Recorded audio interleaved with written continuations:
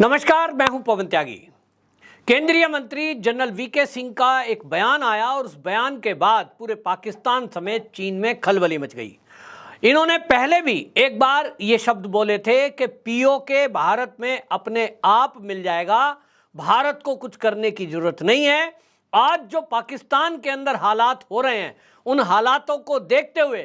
PoK के लोग भारत से बॉर्डर खोलने को कह रहे हैं और वो ये कह रहे हैं कि आप कारगिल का रास्ता खोलें, हम सब भारत का हिस्सा बनना चाहते हैं क्योंकि हमारी बहुत बड़ी दुर्दशा यहां हो रही है। पीओके पे पाकिस्तान की सेना ने अवैध कब्जा कर रखा है और उसके कारण से पीओके के जो नागरिक हैं वो वहां की सेना के विरुद्ध अभियान छेड़े हुए हैं। जनरल वीके सिंह ने यह भी कह दिया कि पाकिस्तान में जो हालात हो रहे हैं, उन हालातों को देखते हुए अब यह दिखाई दे रहा है कि पाकिस्तान कंगाल तो हो ही चुका है, अब वहां गृह युद्ध जैसी स्थिति है। अब ऐसे में पाकिस्तान के सामने कोई रास्ता बचा नहीं है क्योंकि चीन अभी तक उसको पाल रहा था। अब चीन को भी लग रहा है कि पाकिस्तान के वश को करने के बाद, यानी उसके ऊपर जो इन्वेस्ट किया है उससे कुछ हासिल होना नहीं है, क्योंकि आतंकवादियों को वो पालता पोसता था, लेकिन भारत की सेना आए दिन एक एक आतंकवादी को चुन चुनकर मार रही है। अब इसके अलावा क्या होगा? तो पाकिस्तान में जो हालात बन रहे हैं, चाहे वो बलूचिस्तान हो, चाहे वो पीओके हो, फिर चाहे वो गिलगिट बल्किस्तान हो, सब जगह आज ये देखने को मिल रहा है कि वहां जो आतंकवादी संगठन हैं अब वो पाकिस्तान के लिए सिरदर्द बने हुए हैं। और इसीलिए जनरल वीके सिंह का बयान जो रिपीट हुआ है, ये कहीं दिखाई दे रहा है क्योंकि वो सेना के जनरल भी रह चुके हैं, पूरी बारीकियों को समझते हैं। एक्सपर्ट की राय यह है कि चीन इससे बुरी तरह बौखला गया है क्योंकि अब जो आतंकवादी संगठन पाकिस्तान के अंदर हैं, कहीं ना कहीं उसके हाथ से वो निकलते जा रहे हैं। आईएसआई की हालत यह हो गई है कि वो अब अपने ही जो उसके पाले हुए गुंडे हैं, गैंगस्टर हैं या आतंकवादी हैं, उनको एक एक करके चुन चुनकर मार रही है, जिसके बारे में उसे लग रहा है कि अब ये उसके काम का नहीं है। तो अब आईएसआई के विरुद्ध भी वहां पाकिस्तान के अंदर आक्रोश पनप रहा है और इसलिए अभी आप देखेंगे पिछले 2 दिन के अंदर 4 आत्मघाती हमले हुए हैं, जिसमें 50 से ऊपर ज्यादा पाकिस्तान के अंदर पाकिस्तान के नागरिक मारे गए हैं और उसमें हाफिज सईद के बेटे के मारे जाने की भी खबर है। पाकिस्तान के अंदर 4 आत्मघाती अटैक में गुलिस्तान जहूर और मौलाना न्यूर रहमान ये जो मारे गए हैं, इससे पूरे पाकिस्तान में खलबली मच गई। और पहले आपने सुना था कि जो 26/11 मुंबई का अटैक है, उसके लिए जो हाफिज सईद दोषी माना गया है, उसके बेटे की अब पहले अपहरण की बात थी और अब ये खबर आ रही है कि उसको मार दिया गया है। पूरे पाकिस्तान में इसको लेकर खलबली मची है। लेकिन आप देख रहे हैं कि आईएसआई ने जिस तरह से हरदीप सिंह निज्जर ये कनाडा के अंदर मारा गया था, उस समय आवाज उठी कि भाई ये तो जो भारत की रॉ है ये ऐसा काम कर रही है। इसको लेकर भारत सरकार ने तत्काल एक्शन दिया और उन्होंने कहा भाई हमारा इससे कोई लेना देना नहीं है, हमारा देश तो गांधी जी का देश है, हम तो शांति प्रिय लोग हैं और देखिए जी हम हिंसा पे यकीन नहीं रखते हैं। अब ये कौन मार रहा है, तो इसकी जब जांच हुई, बात हुई, तो पता चलता है कि इसके पीछे तो आईएसआई है। ठीक उसी तरह जैसे आप कहीं भी कोई घटना कर दें और दूसरे का नाम रख दें ताकि देश के अंदर जो आज भारत की छवि बनी है और दुनिया में जो भारत की छवि बनी है, उसमें वो चाहते हैं कि दुनिया के कुछ देश जिसमें कि इस्लामिक देश हैं, वो और सिख वो मोदी के विरुद्ध हो जाएं। लेकिन अब आपको मैं लिस्ट बताने वाला हूं कि कितने लोग भारत के बाहर जो मारे गए हैं। क्या आपको लगता है कि वो जो है भारत का कोई हाथ होगा? भारत की तरफ से ये बात जरूर है कि ये मोस्ट वांटेड हैं, आतंकवादी हैं, और आतंकवादी जो भी पाकिस्तान में हो या कनाडा में, खालिस्तानी आतंकवाद हो या इस्लामिक आतंकवाद, वो भारत के लिए सिरदर्द है। भारत इनको पकड़कर अपने देश के कानून के हिसाब से सजा देने का विचार कर रहा है, लेकिन ये एक एक करके मारे जा रहे हैं। एक बात ये समझ में आ रही है कि यदि ये भारत की एजेंसियों के पकड़ में आ जाते हैं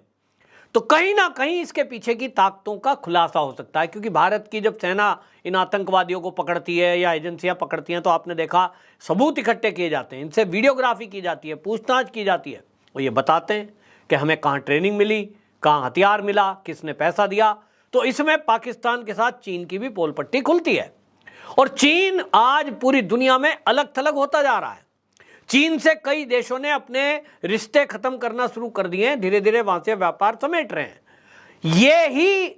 एक चाल है चीन और आईएसआई की कि अब इसको भारत को बदनाम कर दिया जाए। आप देखिए, मैं और जो इस बात को कहता आया हूं कि पाकिस्तान के अंदर जो आज स्थिति है, वहां आज की हालत यह है कि न टाइम पे बिजली मिल रही है, खाने की चीजें महंगी हो गई हैं, पेट्रोल महंगा हो गया है,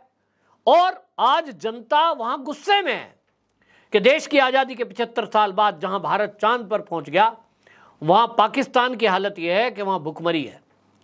और इसीलिए अब वहां आपस में लोग लड़ रहे हैं। आतंकवादियों के पास हथियार तो है लेकिन खाने को नहीं है, तो लूट करेंगे, फिर टारगेट किलिंग करेंगे। और यह भी अब पता चल गया है कि जो आत्मघाती हमले हैं, इनकी भी ट्रेनिंग अब ये आतंकवादी दस्ते करा रहे हैं, और जो पाकिस्तान की सेना के विरुद्ध वहां के लोग हैं उनको ट्रेनिंग दी जाती है और फिर आत्मघाती दस्ते में शामिल कर दिया जाता है। इसमें उन लोगों को चुना जा रहा है जिनके ऊपर पाकिस्तान की सेना ने अत्याचार किए हैं। अब पीओके में ऐसी बहुत बड़ी संख्या है जिनको लगता है कि पाकिस्तान की सेना, मान लीजिए आप कल्पना करिए,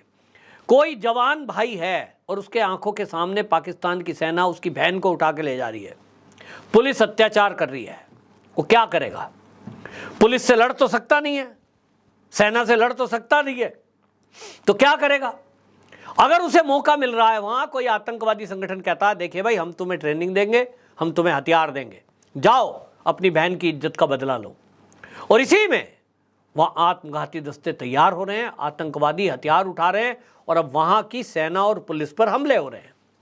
लगातार। आप देखिए, पीओके में कई घटनाएं हुई, और इसी में रियाज अहमद उर्फ कासिम पाकिस्तान के अंदर मारा जाता है,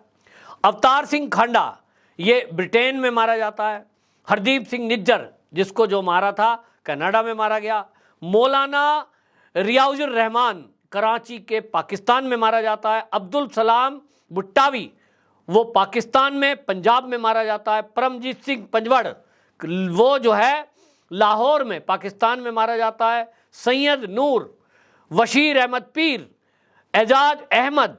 हैप्पी संगेड़ा, ये वो लोग हैं, ये वो नाम हैं जो एक एक करके मारे जा रहे हैं। इसी तरह हरविंदर सिंह रिंदा ये लाहौर में मारा गया, और इसी में जहूर मिस्त्री ये भी कराची पाकिस्तान में मार गिरा। ये वो लोग हैं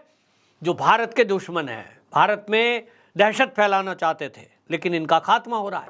कोई कहता है ये हमारे देश के जो रॉ के एजेंट हैं या जो एनएस से अजीत डोभाल है उनकी टीम इस काम को कर रही है। वो कहते हैं भाई ये हमने नहीं किया है,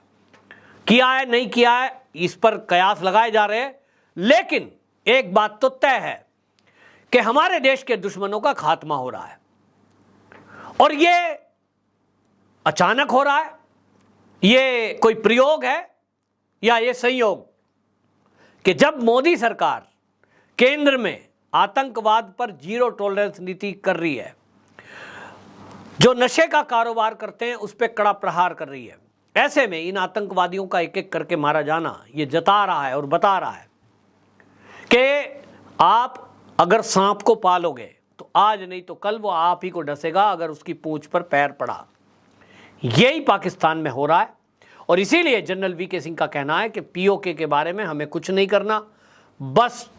इंतज़ार करिए। वो कहते हैं मेरी जिम्मेदारी है, वो कहते हैं कि बहुत बड़ी बात उन्होंने बोली कि इस मामले में अब ये जो हो रहा है कि वो कहते हैं बहुत बड़ा मंथन हो रहा है, और मुझे एहसास है कि ये जो क्षेत्र है पाक द्वारा बल प्रयोग करके इसको कब्जाया गया है, ये अपने आप भारत में वापस आ जाएगा। इस पर हमें इन्हीं बातों से लगता है कि जब पाकिस्तान में गृह युद्ध हो जाएगा तो उसके बाद ये पीओके भारत का हिस्सा होने में कतई देर नहीं लगेगी। वंदे मातरम।